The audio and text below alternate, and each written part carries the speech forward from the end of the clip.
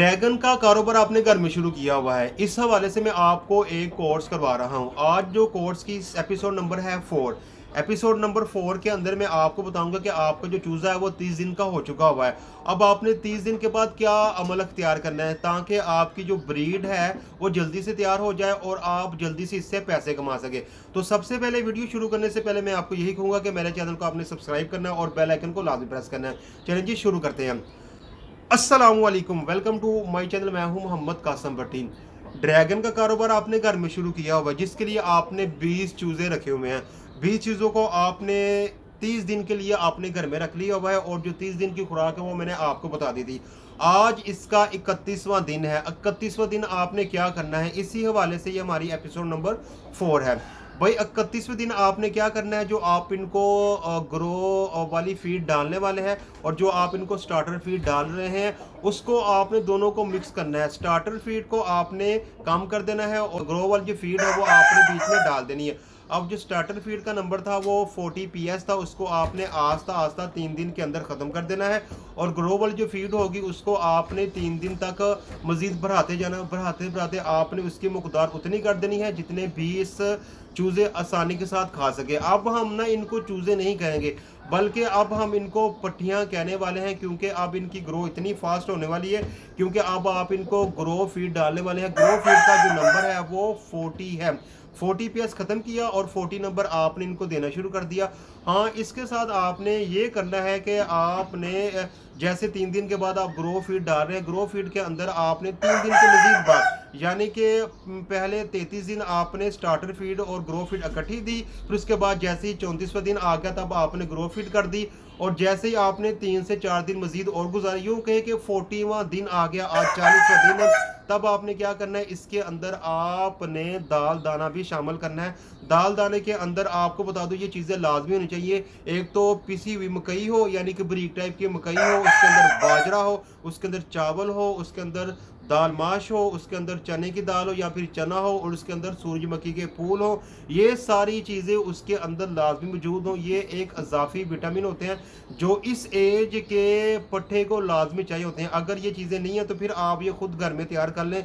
दोबारा से मैं बोल रहा हूँ कि पीसी हुई मकई, बाजरा, फिर उसके बाद चावल, फिर उसके बाद दाल माश, फिर उसके बाद चना और उसके बाद सूरजमुखी के फूल, ये चीज़ें सारी की सारी उसके लाजमी अंदर शामिल हो। ये अजाफी प्रोटीन होती है जो कि इस एज के ना पट्ठों को चाहिए होती हैं।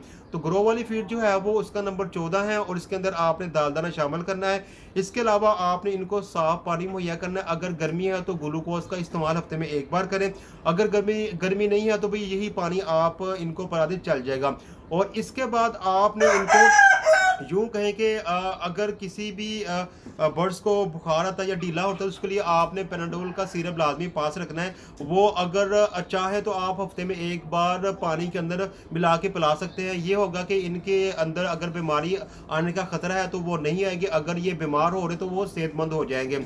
तो ग्रो फीड के साथ साथ आपने क्या करना है, हफ्ते में एक बार इनको सब्जी लाजमी खिलानी है। सब्जी में जैसे कि मैंने पहले भी बताया था, आपने इनको पालक दे देनी करनी, क्योंकि पालक इनके लिए बहुत ही बेहतरीन है। तो हफ्ते में एक बार पालक इस तरह दे के वो आप उनको काट के दें ताकि वो आसानी के साथ खा सके, तो ये इनकी सब्जी हो जाएगी। तो जो ग्रो फीड का मामला है ना, ये चलेगा 33वें दिन से लेके चलता जाएगा तकरीबन तकरीबन जब इनकी एज हो जाएगी 4 मंथ की। 4 मंथ के अंदर आप इनको ग्रो फीड ही खिलानी है। 4 मंथ के बाद आप इनके साथ क्या करने वाले हैं, इसी वाले से जो अगली एपिसोड है वो आपको उसमें बता दिया जाएगा। तो अभी सिर्फ मैं आपको यही बताने वाला हूँ कि आपकी जो चिक्स थे वो अब पट्ठे बन चुके हुए हैं।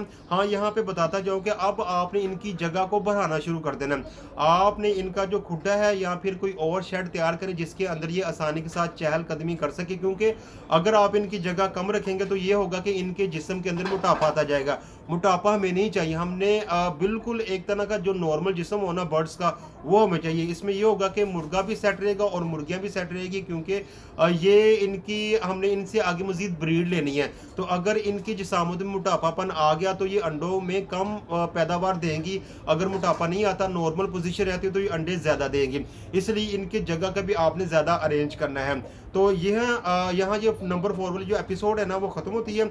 इसके बाद जो एपिसोड आएगी वहाँ मैं आपको बताऊंगा कि अब आपकी जो ब्रीड है वो मुकम्मल तौर पर अंडों के लिए तैयार है। तो अंडे लेने के लिए आपने क्या करना होगा।